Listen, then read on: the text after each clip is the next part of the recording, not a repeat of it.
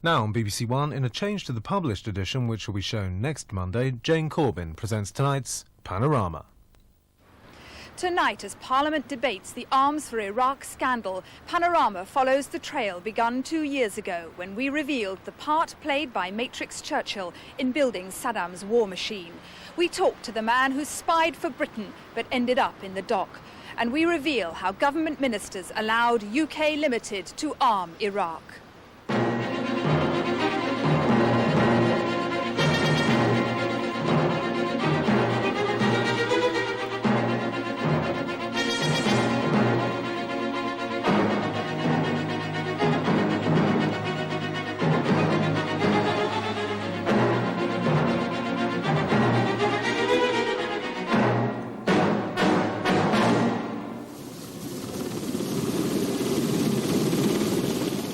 UN inspectors still comb Iraq in search of Saddam's secret nuclear project.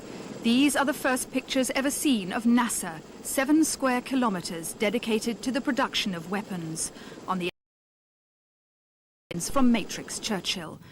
Now the plant is being destroyed. Matrix Churchill were very capable machine tools, which during the course of their operation, it was obvious from the site, had been engaged in both doing conventional armaments, shells, missiles, to longer-range missiles of the Scud variety, to as well producing gas centrifuges for the nuclear weapons program. These men sold those machine tools to Iraq, knowing they'd be used for arms. They almost went to prison, though government ministers authorised their deals, and one of them had been spying for the government. I thought that nothing would ever come of it, because we had informed the government. The government were well aware of what the machines were doing, and that eventually this case would never get to court. Though the government tried to conceal them, secret Whitehall documents were produced at the trial. They revealed that 3 ministers, Alan Clark, William Wargrave and Lord Trefgarne, allowed the guidelines on sales to Iraq to be disregarded. They raised questions about whether Mrs Thatcher misled the House of Commons. 4 other ministers, Tristan Garrell-Jones, Malcolm Rifkind, Michael Heseltine and Ken Clarke, tried to block these secret papers. In doing so, they could have condemned 3 men to jail. 3 men might well have been convicted. If convicted, would almost certainly have gone to prison, when the government knew that it had in its possession documents that pointed to their innocence. I think that causes a deep sense of public unease. Tonight, we're going to tell the story of a Whitehall cover-up. How British companies sold machines for making arms to Saddam's regime, and how civil servants and government ministers knew what was going on and approved it. These secret documents tell the tale. Hundreds of pages of memos, letters, contact reports from the intelligence services. What these papers reveal would determine whether 3 men ended up in jail and call into question the integrity of government ministers. Saddam never hid his desire to attain military preeminence. His ambition was always to acquire technology for arms. Yet the West saw him as a bulwark against Islamic fundamentalism. For 8 years he fought a bloody war against Iran. The casualties were heavy. The United Nations imposed an embargo on arms sales to both sides. In line with this, there were British guidelines too, which controlled the export of machines to make arms. Geoffrey Howe detailed the government guidelines to the Commons in 1985. We should not approve orders for any defence equipment which would significantly enhance the capability of either side. We should scrutinise rigorously all applications for export licences. But the guidelines were broken. Chris Cowley worked on the supergun project in 1988 and 89, when Baghdad was full of Western businessmen selling arms technology. This was a very, very large cake that had to be cut up. We were talking about not millions or hundreds of millions, we were talking about billions of pounds. And every European government wanted their share of that cake, and Britain made certain they got their share.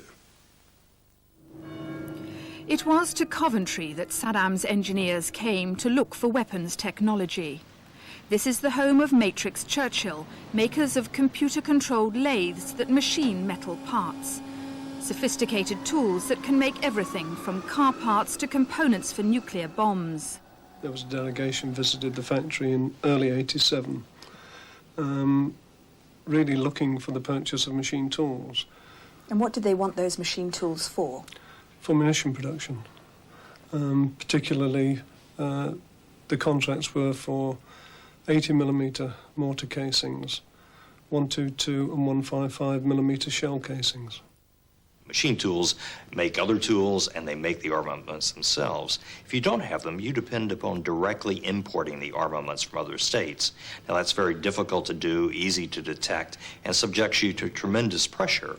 If you build up your machine tools, your industrial infrastructure, you're able to construct the weapons yourself and to improve and modify them. Matrix had been targeted by men from this discreet London office, filmed by Panorama 2 years ago. TDG, the Technology Development Group, was Saddam's front for a worldwide missile and nuclear procurement network. TDG also bought into Western companies with the know-how to make sophisticated machinery. There were 3 men behind Hannah John, a former engineer in Iraq's military factories, Adnan Al-Amiri, his co-director, and the shadowy figure of Safar al-Habobi, an Iraqi intelligence officer. It was Dr. Safar who was the mastermind at the centre of the secret procurement programme. In 1987, Dr. Safar organised a buyout of Matrix Churchill. The government could have stopped it, but they didn't. The company's British managing director, Paul Henderson, remained. At the time, I didn't see anything particularly strange in the fact that an overseas country or organisation was purchasing a machine tool company in this country. It appears obvious to me now that it was allowed to go through on the basis that it would monitor the Iraqi activities. Allowed by whom? I can only assume by the British government. Bonn, in Germany, June 1987. With other machine tool manufacturers, Matrix executives came to visit the Iraqi embassy here. They were to seal their new relationship with the Iraqis by signing valuable contracts to make munitions. The whole value would have been far in excess of £37 million. And all these machine tools were to be used for armaments? All the machine tools that we were aware of that were being purchased at that time were for armaments or munition production. Despite this, in late 1987, Matrix was granted the necessary licenses to export the machines to Iraq after the 3 government departments involved in applying the defence sale guidelines were consulted. The lead ministry was the Department of Trade and Industry. Alan Clark, the minister. They'd actually issue the licenses. The MOD and Lord Trefgarne were consulted. So too was the Foreign Office, where William Wargrave was the man charged with managing Britain's relations with Iraq. But how much did the managing director of Matrix Churchill tell Whitehall when he applied for the licenses? The actual purpose of the machines was described as general engineering. It was our understanding that the actual end use to which the machines was being used was not a significant factor. But you knew they would be used for armaments, and you did not make that clear. That's correct. We described it as general engineering, but that was standard and practice within the industry. Were you attempting to hide what the real end use would be? No, because we had clearly specified who the end user was, which was the NASA establishment and the Houthine establishments. And there was no secret that those factories were making munitions. In fact, as secret documents produced in court reveal, Whitehall knew exactly what the tools were for. This intelligence report from P.O. Box 500, the home of MI5, reveals they had a mole within the company. Sources in no doubt that these tools will be used in Iraq for the production of armaments. In Coventry, the sales manager of Matrix Churchill had been meeting an MI5 officer regularly at a local hotel. Mark Guttridge was handing over information to a Mr. Michael Ford about the company's Iraqi contracts. Yes, good evening. Can I have the room number of Mr. Ford, please? Mr. Ford. That's room 53. Thanks. I told him everything. I took the whole file down to one of the hotels in Coventry where we used to meet. He'd brought himself a camera to photograph the drawings, which was obviously rather inadequate, because he telephoned me a few days later to say he'd failed miserably, and could he bring a professional photographer from London to rephotograph. I've assured him the information wouldn't jeopardise the exports, but then the DTI froze the Matrix licences. Gutteridge complained to his MI5 contact. I told him that there'd be up to 1,500 jobs at risk, not only with Matrix Churchill, but with other UK machine tool companies. Possibly £50 million worth of business was at stake. So there were very serious consequences. And it was sometime after this report that he told me that the report had landed on the Prime Minister's desk. So the knowledge of that went right to the top? Yes, it did. As a result, the company got a reprieve. The documents reveal all three ministries were happy for the licences to stand. From the DTI came this response. There seems to be considerable merit in keeping as quiet as possible about this politically sensitive issue. From the Foreign Office? The companies should be urged to ship as fast as they can. If it becomes public knowledge, the deliveries would have to stop. And from the Ministry of Defence? The loss of the contracts would be devastating for the company. And so the licences were allowed to stand. It was in early 1988 that Matrix Churchill and other machine tool manufacturers went to the DTI to seek assurances from Minister Alan Clark they'd get licences for further contracts in Iraq and safeguard British jobs. They say the minister left them in no doubt of his support. He said that we know what the machines are being used for, you know what the machines are being used for. And really then we got onto the subject of future licence applications. What did you understand him to mean by that remark? I understood him to mean that they were fully aware that these machines were going into munition-making factories and they would be used for that purpose. Well, I think the guidelines were admirable in many ways for people who feel that it's wrong to help people fight each other and kill each other. I mean, I think they were well formulated, and on the whole, they were rigorously observed. If you can observe anything rigorously, which is actually in its very nature imprecise. But my own view is that they were intrusive, as I have said. Why? Well, because I'm not my responsibility is for the people of this country and for their welfare, their prosperity, and I feel that I'm not particularly bothered about who we're trading with, providing we get paid, and providing the economic, the industrial and labour consequences in Britain are favourable. Do you think that your attitude coloured your decision-making while a minister?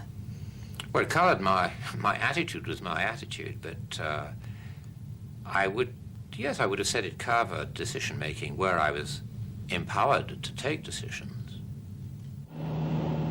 Soon, British businessmen visiting Iraq could see the consequences of the government's decisions. The supergun engineer, Chris Cowley, saw Matrix machines at work in arms factories, together with specialists from the company in Coventry. Did you see British engineers from Matrix, for example, training people locally? Yes. What sort of things would they be doing? On the machine tools that Matrix Churchill were installing, they were manufacturing 155 and 130 millimetre artillery shells. Shells for guns? Mm. And obviously they knew what they were doing. Well, yes, a shell is a shell. I mean, it has to be set. Setting up the machine has to have a drawing, a very, very detailed drawing, and that drawing must give you, obviously, all the outline, and it must give you the very precise parameters that are needed to produce the finished product. In 1988, the Iran-Iraq war ended. With the ceasefire, the arms embargo against Saddam's regime seemed less justifiable. But peace gave Saddam the chance to rebuild his forces and to crack down on internal dissent. This was the year of Halabja. Kurdish women and children killed by their own government with chemical weapons. The West's response was muted. The dictatorship suffered no economic backlash. But Halabja was a warning signal. Saddam had weapons of mass destruction and no compunction about using them. Back in London, the atrocity at Halabja was raised in the House, but it was the ceasefire and the trading opportunities that opened up which mattered. Now the three ministers concerned decided to relax the guidelines unofficially, not to make it public. Now it would be easier still for British companies to export defence-related equipment to Iraq. Yet 9 months later, Mrs. Thatcher assured the House the 1985 guidelines still stood. The real situation was concealed from Parliament. In Iraq, the Nasser plant was expanding daily, and that meant more business for companies like Matrix Churchill. These pictures of the massive complex, heavily bombed during Desert Storm, were recently taken by UN weapons inspectors. Until now, they've remained classified, for this was the place where, alongside conventional arms assembly lines, Saddam was pursuing a missile and nuclear program. We will not remove the documents from our vehicles. We will remove them. That's right. And if you do... The chief of the UN inspection team, David Kay, means making Scud parts and centrifuges for the nuclear program.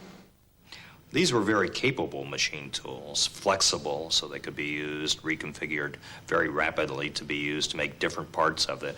They were at the heart of the machine tool industry, no doubt. They're very capable machines. Were you surprised when you found British-made machine tools there? I was surprised by the number and the extent of them. I think we all knew by the time we got in that the size of the program required him to have imported a number of machine tools. But the number and the high quality of them was impressive. The documents show that by February 1989, Mr. Wargrave's advisers at the Foreign Office were warning that machines like the Matrix ones are essential for the production of nuclear weapons. But still, they recommended that licenses for 2 new Matrix contracts should be granted. Mr. Wargrave concurred, scrawling in the margin, Yes, I agree. Screwdrivers are also required to make H-bombs. Mark Guttridge had left Matrix, and in order to find out more about the nuclear program, Paul Henderson was now recruited by intelligence. A meeting was set up, and he visited the factory in April, 24th of April, 89. They wanted to monitor, in particular, nuclear, chemical and missile production in Iraq. And as I was in a particularly strong position as managing director of a company owned by the Iraqis, plus the fact that I would be no doubt visiting Iraq on a number of occasions, would I be prepared to help them, and which I agreed to do so. Did they warn you of the possible consequences, indeed of the dangers? Not at that first meeting, but a little later on. We had a number of discussions of the risks and the dangers and the type of people that I was dealing with. Soon as the visitor's log records, the intelligence officer was a regular visitor to the factory. My contact, John Borson, visited me on a number of occasions, and this shows the record of him visiting me on the 27th of October 1989, and he was here for a period of 2 hours. Paul Henderson would also meet his contact in London, en route to and from Iraq. There he'd be questioned on what he'd seen, or asked to find out what his Iraqi co-directors were up to. I was met by my contact in a chauffeur-driven car, and we were taken to the house, which was off the Mall, and I went into a meeting where there were, to my recollection, 4 other people.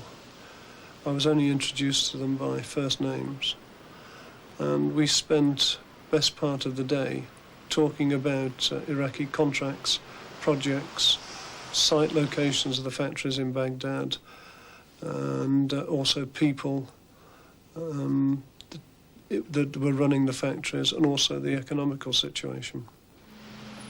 The MI6 reports say Paul Henderson did not provide all they wanted on the nuclear projects, but he did help them with the supergun. He produced drawings of the gun's projectile, which Matrix had been given, and the intelligence report is clear that 6 months before any parts were seized, British intelligence knew about the supergun. Presumably they passed the information on. By the middle of 1989, here at the Foreign Office, there was growing concern. Intelligence reports were building up an alarming picture of Saddam's missile and nuclear ambitions. From this moment, the Foreign Office began to argue with the DTI and the MOD that exports of machine tools could be dangerous. They wanted to block the outstanding licence applications from Matrix Churchill, but they were up against powerful interests.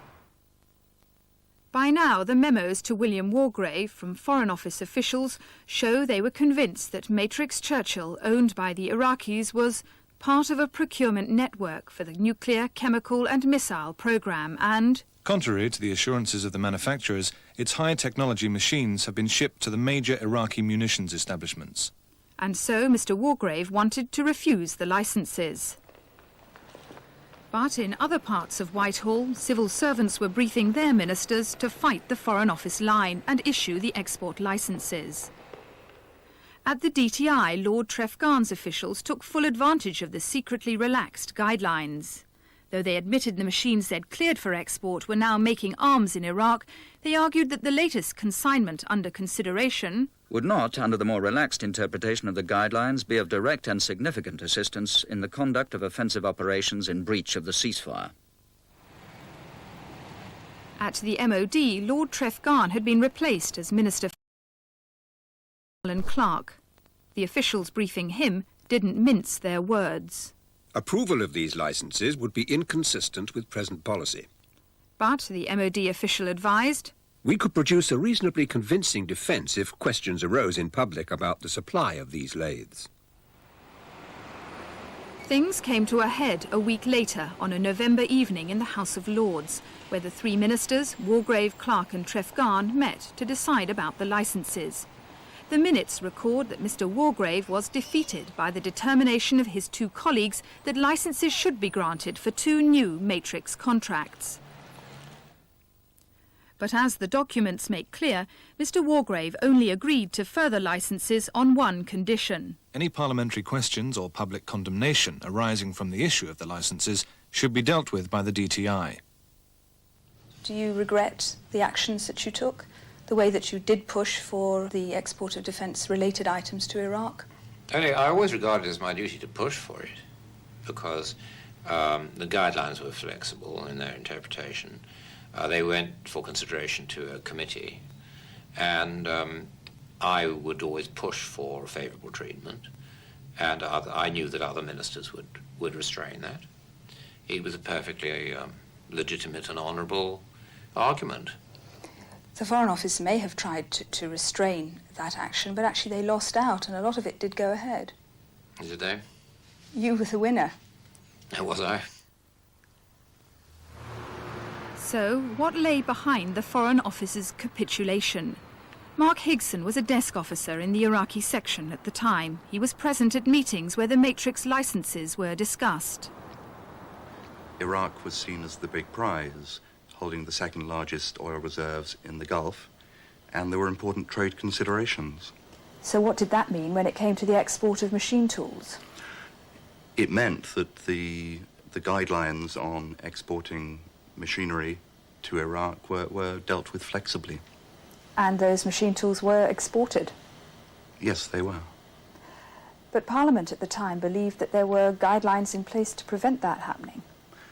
Yes, and that is certainly something that was presented to Parliament and public, but there was an implicit flexibility in the usage of those guidelines towards Iraq during 1989. A flexibility that ministers employed when considering these applications? Yes. BBC Radio Cleveland News Flash. Reports are coming in that Customs and Excise officials have seized what they say is a huge gun on Teesport Dock. Now the government's flexibility towards Iraq started to come to light with the supergun affair. The British companies involved had notified the DTI of their Iraqi contracts, but were told they didn't need a licence. And the DTI hadn't questioned whether they were destined for a gun. Mr. Speaker, until a few days ago, my department had no knowledge that the goods were designed to form part of a gun. If my department had known that purpose then, they would have, of course, advised that licenses were necessary and they would not have been granted. I can tell him very straight But MI6 knew from Mr. Henderson a giant gun was in the making, and an MP reminded Mr. Ridley he'd told intelligence about the company's suspicions they might be making a weapon. He declared the company were not to blame. Al Miller. Speaker, does my right honourable friend share my surprise that there can be any question of prosecuting the company for any contravention of regulation? HN Customs, who'd seized the supergun pipes, now moved centre stage on the Matrix case. And independent hours, they had suspicions about the machine tool exports. And just months after the ministers had approved the new Matrix licences, Customs was investigating the company. In May 1990, Customs found the lead they were looking for. At the German port of Bremen, Customs officers received a tip-off. The information was that the docks were being used as a conduit for Iraq's secret arms program. German Customs stepped up inspections of containers destined for the Middle East and mounted an undercover surveillance operation. This quickly established that Matrix Churchill shipments were amongst those being routed through Bremen, the conduit for Iraq. German Customs suspected the crates of machine tools were destined for Project 144, Iraq's secret missile complex. In the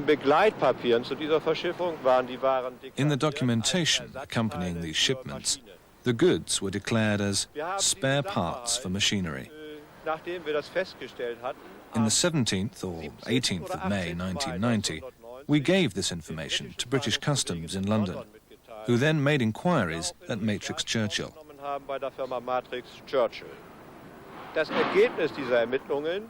Following their investigation, the British told us in June 1990 that they discovered Matrix Churchill had exported components and other items used in the construction of a missile factory in Iraq. In a letter to their German counterparts, British Customs explained what the allegations against Matrix were.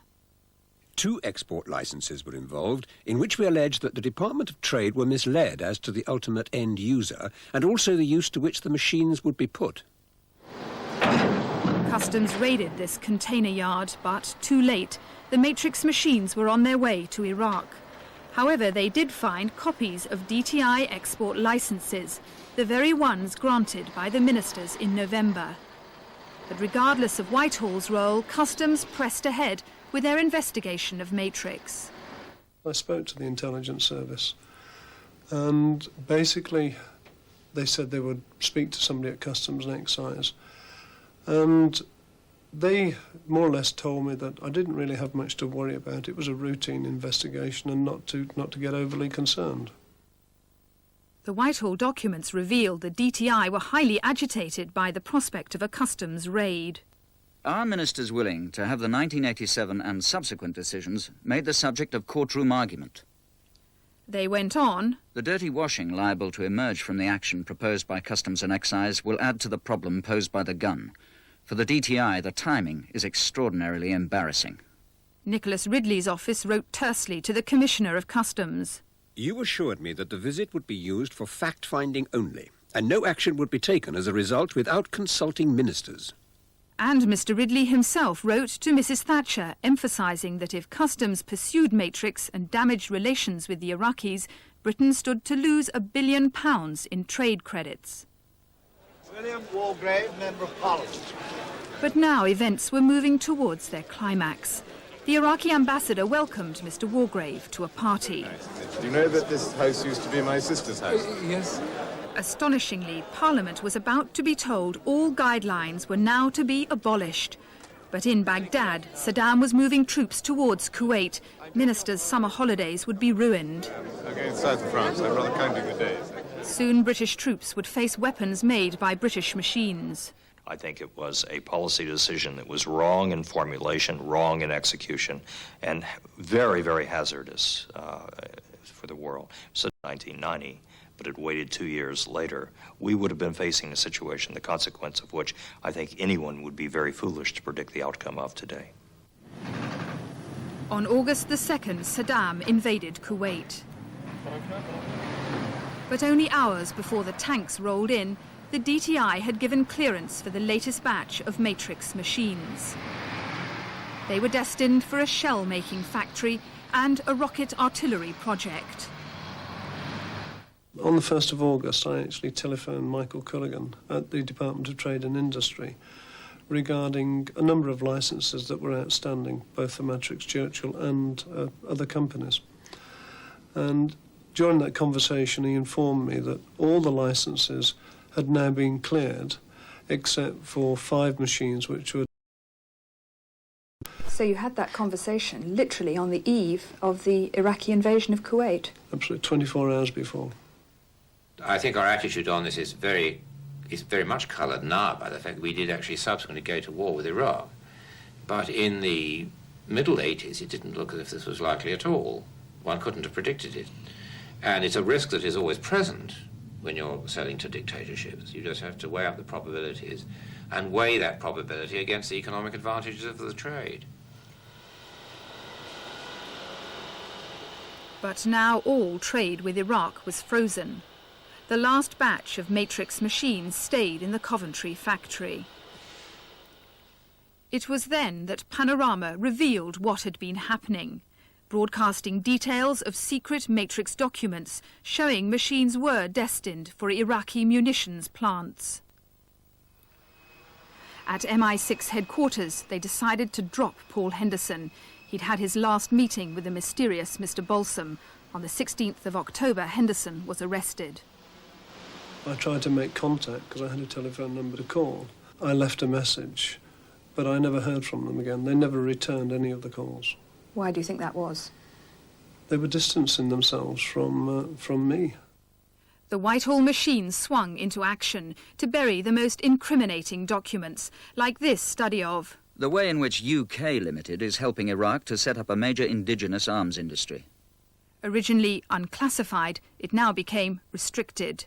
The documents show some civil servants started to claim the Matrix deals had only been approved to protect intelligence sources. But MI6 wrote this letter to the Cabinet Office. Our understanding is somewhat different. They made it clear the politicians alone had approved the deals, motivated by considerations of trade. Last September, Customs brought a case here at the Old Bailey against 3 Matrix executives, including Paul Henderson, alleging they deliberately misled the DTI when they knew their machines would be used to make arms. But the DTI, the Foreign Office and the MOD had connived in the export of that equipment, as these secret documents revealed. Papers, therefore, were vital to Mr. Henderson's defence if he was not to go to jail. His lawyers asked to see them. The question was, would the ministers come clean or would they cover up? 4 ministers signed public interest immunity certificates, signalling to the judge it would be against the public interest to disclose the documents we've seen tonight. Michael Heseltine at the DTI, Malcolm Rifkin at Defence, Tristan Garrell-Jones at the Foreign Office and Kenneth Clarke, Home Secretary in charge of the Security Service. Paul Henderson decided the only way to get the documents was to disclose his intelligence links.